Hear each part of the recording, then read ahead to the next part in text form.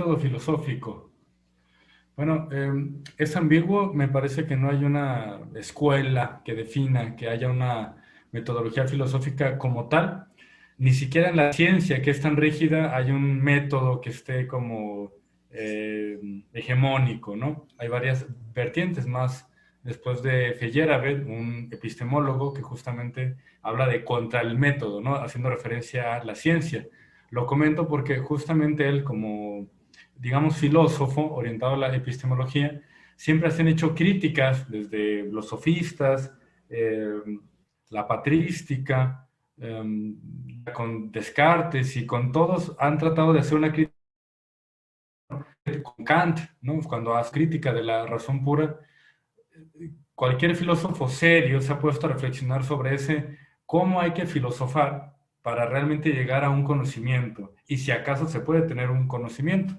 Entonces sería muy aventurado, me parece incluso a mí, me atrevo a decir dogmático, el pretender que hay un método filosófico.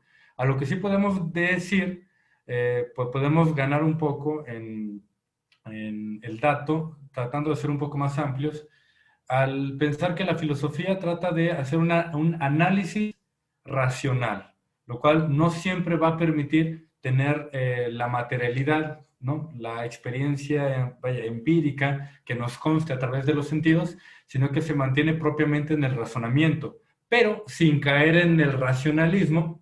También hay un choque constante contra, digamos, la experiencia directa del ser humano, que es relevante. Entonces lo podemos cargar al empirismo, pero también, digamos, a la fenomenología, es decir, lo que para el sujeto es, para lo que para mí es esta experiencia de estar vivo.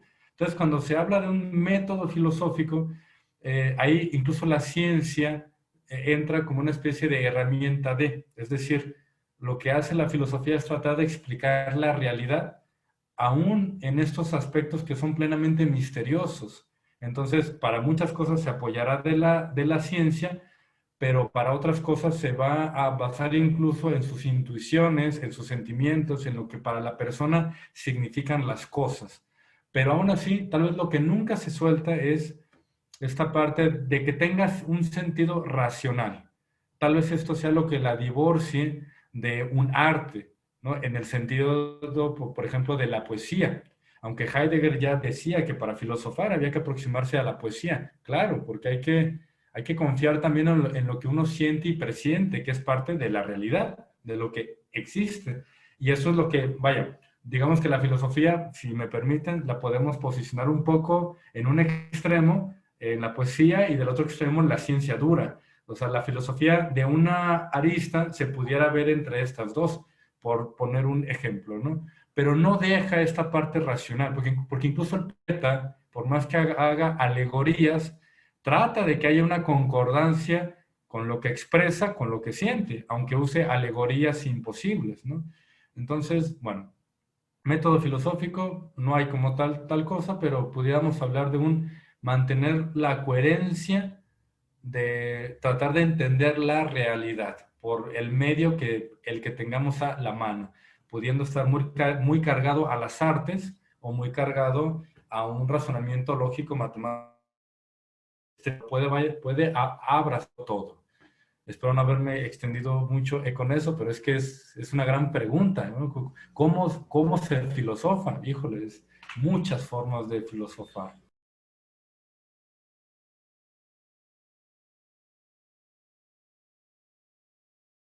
¿no? Como ya comentamos, la filosofía puede hacerse muy rígida, muy académica, y qué bueno, vaya, por profesionales, y lo podemos ver así. Podemos hacer la analogía de como en cualquier disciplina, el deporte. Habremos los que hagamos deporte casualmente, pero estarán los profesionales.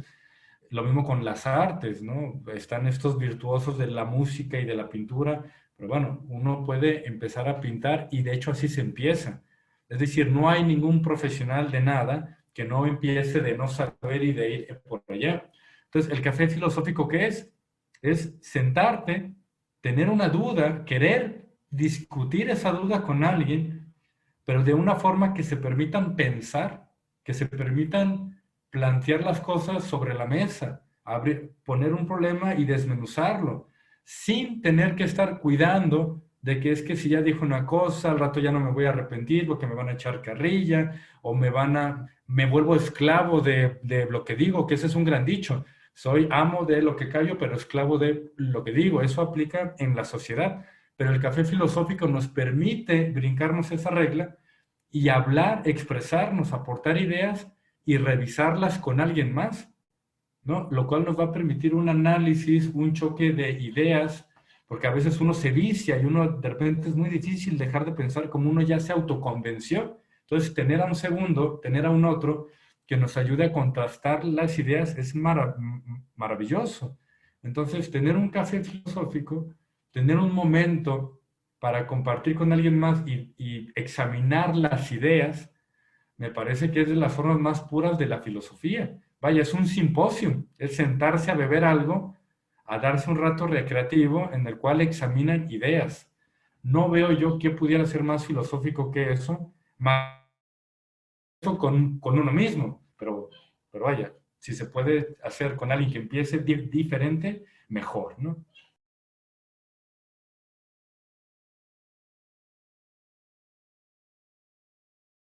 Bueno, por lo menos en tanto el occidente, que es nuestra tradición más inmediata, se dice que los primeros filósofos fueron estos físicos, que fueron tales de Mileto, Anaximandro, Anaxímenes, bueno, y que trataban de explicar qué es la cosa, de qué está compuesto el mundo, ¿no?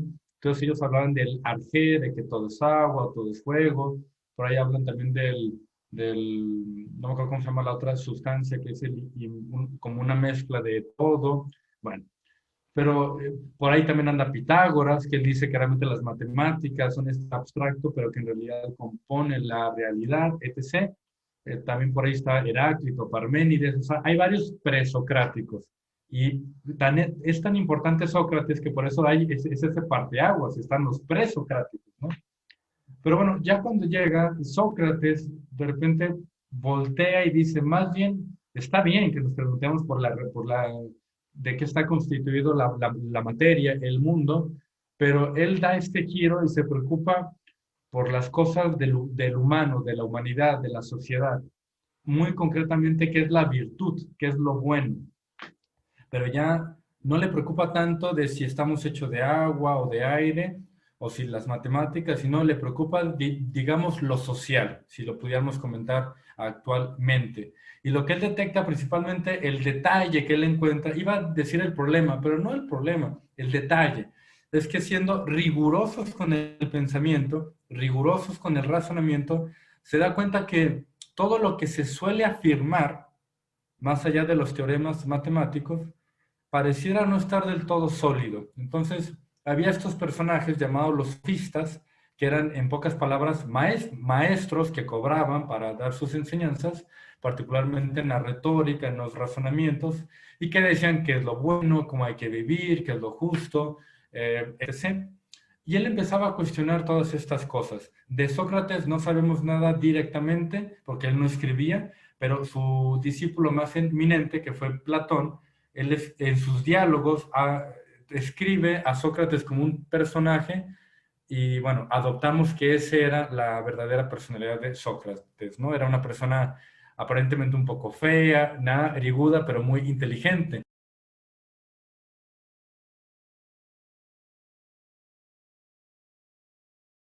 Él lo que hacía era cuestionar, iba con los sofistas, con Gorgias, con Hipias y con otros sofistas, y lo que él hacía era cuestionarlos. Todo lo que ellos querían decir y afirmar, él, por medio de la mayéutica, que ahorita vamos a ver qué es, lo cuestionaba. Es decir, tras una serie de razonamientos y de preguntas, él trataba de comprender lo que ellos les decían y él, tras una serie de argumentos, detectaba cuando había una contradicción propiamente.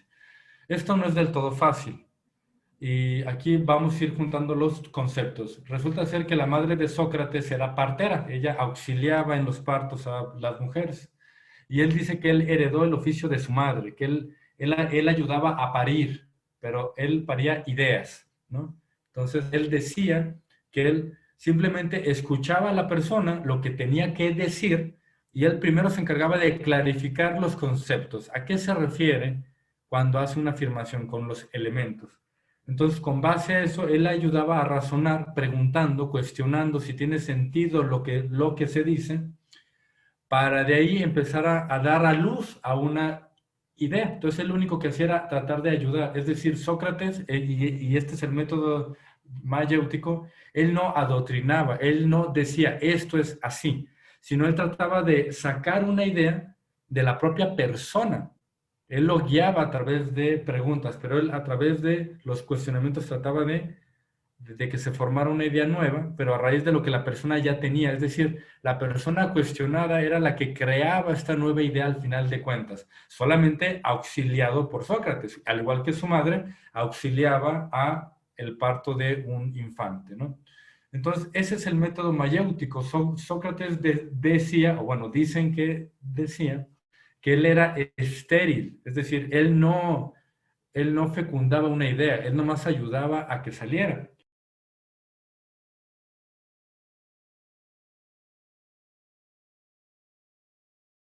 Entonces, en los cafés filosóficos se procura, por lo menos el moderador procura ser esta persona estéril que no dice cómo es la cosa, sino a través de cuestionamientos y de preguntas trata de que el público, que las personas que están en el café filosófico cristalicen nuevas ideas más profundizadas, más analizadas, y muchas veces nos damos cuenta que hay contradicciones con lo que se dice. Entonces eso da pie a abandonar las viejas ideas y generar nuevas ideas.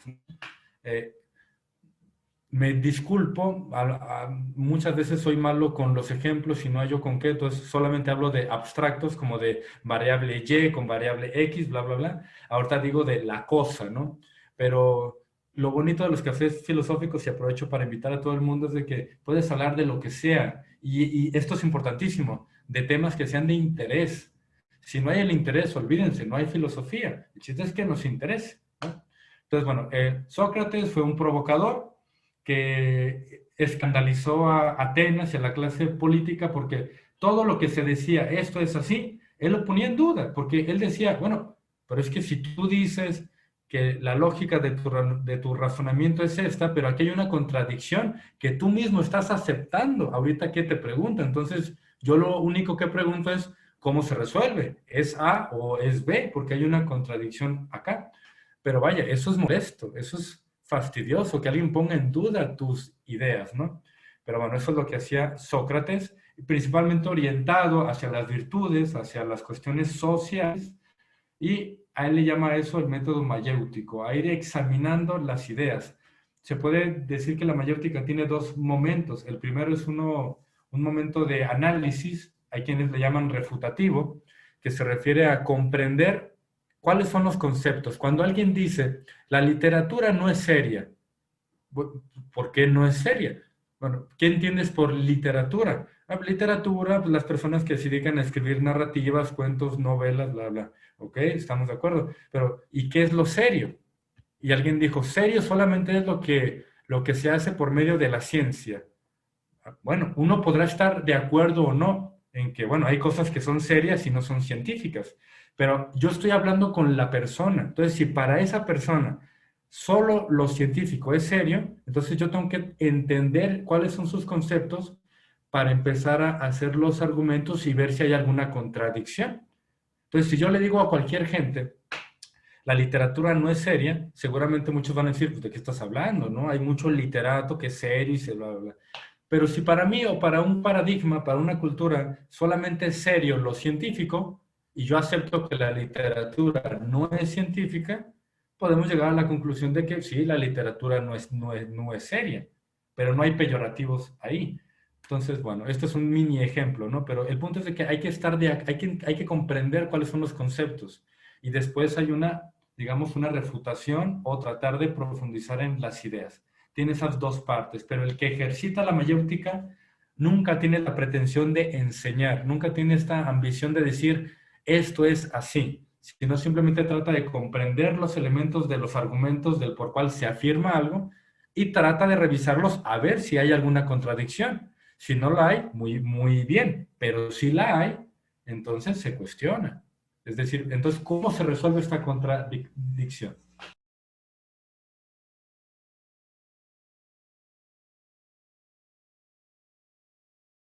Si ya hay un tema, bueno, planteo el tema y la pregunta es, ¿están de acuerdo? O sea, ¿alguien está de acuerdo con lo que se dice? Tenemos esta parte, esta parte, esta parte. Por ejemplo, si el tema fuera sobre la democracia, si realmente es tan buena como se dice o qué onda, ¿no? Entonces, pues, bueno, alguien está sencillo, alguien está en contra o a favor de la democracia, punto. A lo mejor hay un montón de argumentación y de historia que se pudiera plasmar para problematizar, pero podemos irnos sencillo, concretamente en un café filosófico. Democracia. Sabemos que popularmente todo el mundo acepta la democracia, pero ¿alguien está en contra? La pregunta es muy sencilla. Entonces, regularmente no falta quien diga, sí, yo creo que hay fallas en la democracia porque bla, bla, bla, bla, bla, bla. Pero supongamos que no hay problema con la democracia. Yo como moderador de un café trato de llevar una colección de argumentos no populares para generar debate, pero vaya, no, la idea no es ser amarillista, sino de sí tener un argumento que yo sospeche que ellos puedan aceptar y por tanto se problematiza la cuestión de la democracia. Rápidamente digo, si nadie estuviera si todo el mundo estuviera de acuerdo que la democracia está bien, yo diría, bueno, pero entonces, a ver, ante un problema médico para que te va a afectar a ti sobre si te operan o no de la vesícula, ¿qué prefieres? ¿Que hagan un consejo entre médicos para tomar la decisión o quejarles a la colonia entera y que entre todos voten si te operan o no? No decir, no, no, no, pues los médicos. Ah, bueno, entonces, ¿por qué? Si queda claro que vale la pena que los que decidan sean los que los especialistas que sepan del tema, porque en temas de gobierno, que son especialidades, cuestiones de petróleo, de economía, de salud, de bla, bla, ¿por qué si votamos todos? Es un ridículo, ¿no? Entonces, eso puede ayudar a decir, bueno, sí, como que tiene sentido esa crítica, ¿no? Entonces, lo que uno hace como moderador es cargarse de argumentos no populares que puedan generar choques pero que tengan sentido. Es decir, la onda no es ser amarillista de ¿a poco están de acuerdo con que tal político gobierne el país y es un cerdo que no sé qué? Bueno, eso puede generar una buena charla y cotorreo, pero no sería filosófico. La idea es tener un argumento que uno mismo acepta y por tanto problematiza la otra idea que también tengo. Es decir, sí quiero la democracia, pero sí acepto que realmente en decisiones importantes es mejor que los especialistas decidan. Entonces, ahí hay una idea problemática, ¿no? Entonces, lo que yo hago como moderador para generar eso es problematizar las ideas que las personas tienen. O de plano, si me quedo tal vez sin argumentos, pregunto, ¿por qué les gusta la democracia? ¿No? O sea, ¿qué es la democracia? Lo curioso es que cuando alguien dice lo que la democracia es, dos personas que están de acuerdo con que la democracia sí, a veces cuando ellos de sus bocas, de sus conceptos dicen, sí, porque la democracia es A, otro dice, no, espérate, a mí me gusta la democracia, pero no es lo que tú dijiste, la democracia es esto otro. Entonces ya se puede empezar la discusión, ¿no? Pero repito, en teoría no es que uno sea un mercadólogo que está viendo la forma de a fuerzas venderte un producto. Es que se supone que el tema es interesante para las personas. Y cuando el tema es interesante para las personas, olvídate, te puedes aventar meses hablando de la misma cosa y de forma divertida, ¿no?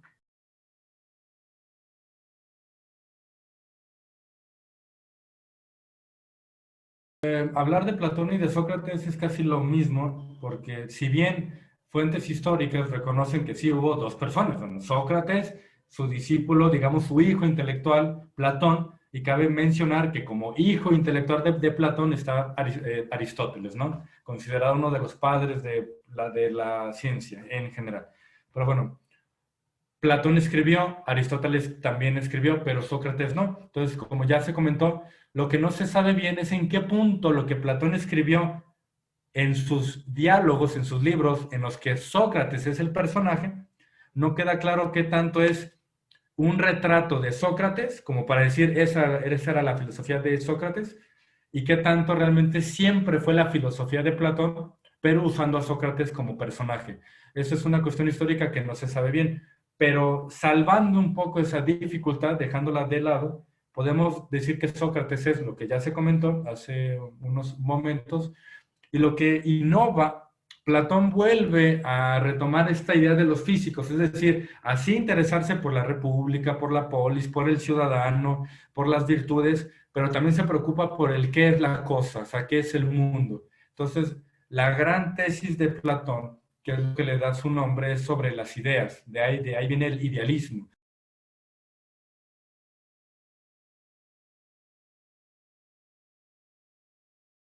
Es decir, también no es que haya un método platónico, pero lo que sí podemos rescatar que es valiosísimo de Platón es que él fue, digamos, el primer filósofo sistemático. Fue el primer filósofo que abarcó la realidad en su totalidad. Entonces, tiene algo que decir que se encadena en su filosofía sobre epistemología, nociología, lógica, estética, ética, axiología, o sea, todo. O sea, tiene un corpus filosófico que permite dar crédito, digamos, de la experiencia de la realidad en su totalidad. Y no nada más sobre la virtud del hombre, como tal vez con Sócrates, o no nada más de la materia, como tal vez con los físicos, etc. Entonces, en mi punto de vista, si pudiéramos hablar de un método platónico, sería justamente ese, el abordar una problemática, pero no aislarla a que es una cuestión material o es meramente una cuestión ética. De Platón se deviene esta idea de que en el uno, en la existencia, converge que las cualidades, digamos, trascendentes del ser es único, verdadero, bello y verdadero. Es decir, todas esas son cualidades del ser. Entonces, cuando hablamos de cualquier cosa, como del ciudadano, del hombre, de las herramientas, del arte, de las matemáticas, etc., nos invita a que lo revisemos desde esas perspectivas, desde el valor que tiene, desde su presencia, desde sobre la conducta que de ahí pueda emerger el comportamiento, la trascendencia, etc., ¿no? Entonces, y no verlo solamente desde el lado de vista estético, o no verlo solamente desde la ética, sino considerar que las acciones tienen un valor, presencia, una consecuencia, una finalidad, una belleza, una estética, una función, etc., bla, bla, bla. Entonces, tal vez si podemos hablar de un método platónico sea ese, el abordar la realidad en su totalidad y no ser analítico. Me permito el comercial.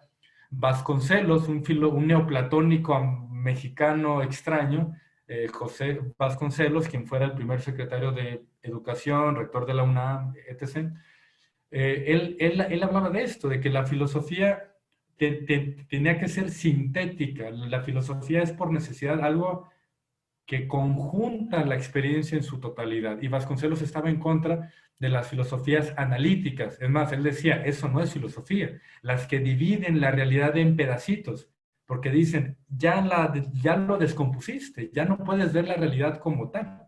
Entonces, él decía que Platón era un verdadero filósofo porque él era de esos filósofos que englobaban y el análisis lo hacía considerando su totalidad, ¿no? Entonces, por ejemplo, en temas modernos, como por ejemplo el feminismo, es un absurdo abordarlo solamente desde las manifestaciones. Bueno, sí, claro, es que hay manifestaciones, pero por algo hay manifestaciones y no es nada más por una cuestión ética, es decir, no es solamente por una cuestión de fallo de conducta que fueron violentadas algunas mujeres y hay una consecuencia. No, hay más, hay más. Hay una cuestión social, estética, axiológica, cuál es el valor de la mujer en la sociedad, etc., etc. Entonces, yo diría que ese sería un método platónico, abordar cualquier tema desde su totalidad, desde su esfericidad.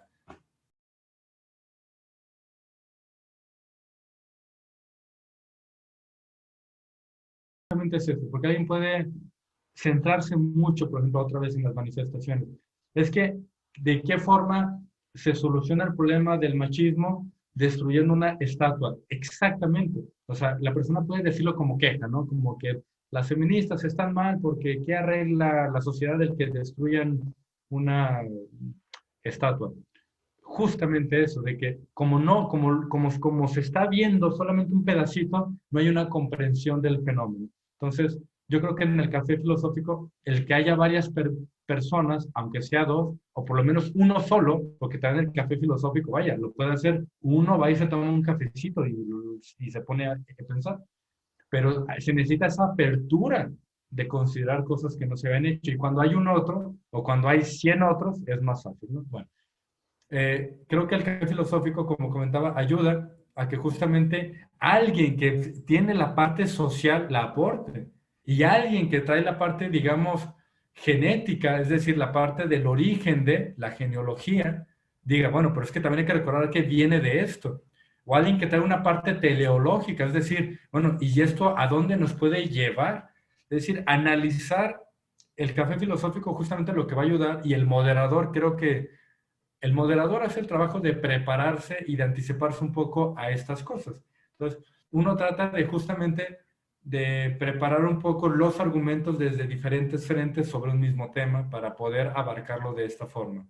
Y justamente eh, es algo que aunque el moderador no lo haga, pues los demás participantes lo pueden ir agregando. Y la labor del moderador justamente sería el poder entretejer estos argumentos para que se siga hablando de lo mismo y de repente no se desvirtúe y empiecen pues, los insultos o cualquier otra cosa, ¿no? O que simplemente se cambie el tema, sino tratar de resolver la pregunta que tal vez es, por ejemplo, ¿es justificable las marchas feministas? O no sé, o ¿es necesaria la violencia en las manifestaciones? O si tal vez realmente el movimiento feminista representa a la mujer. Es decir, hay preguntas que, perdón que me permita el tema controversial actual, no quiero ser amarillista, pero bueno, creo que ayuda a dar claridad. Eh, Hay una pregunta muy concreta que no es la misma. Una cosa es que represente o no a las mujeres y otra cosa es que se justifique o no la violencia que se manifiesta. Son dos preguntas diferentes. Entonces también el moderador tiene esta labor de abordarlo desde los diferentes ámbitos, pero sin perder el punto, la pregunta eje, como para tratar de dar respuesta o por lo menos aproximarse a un sentido del por qué la pregunta es importante, ¿no? Y es como yo creo que platónicamente se pudiera abordar esto. Más allá de la filosofía idealista de Platón, sino, como tú comentabas, como método, creo que Platón aportó eso a la filosofía. El ser sistemático, el abordar la realidad desde todos los frentes.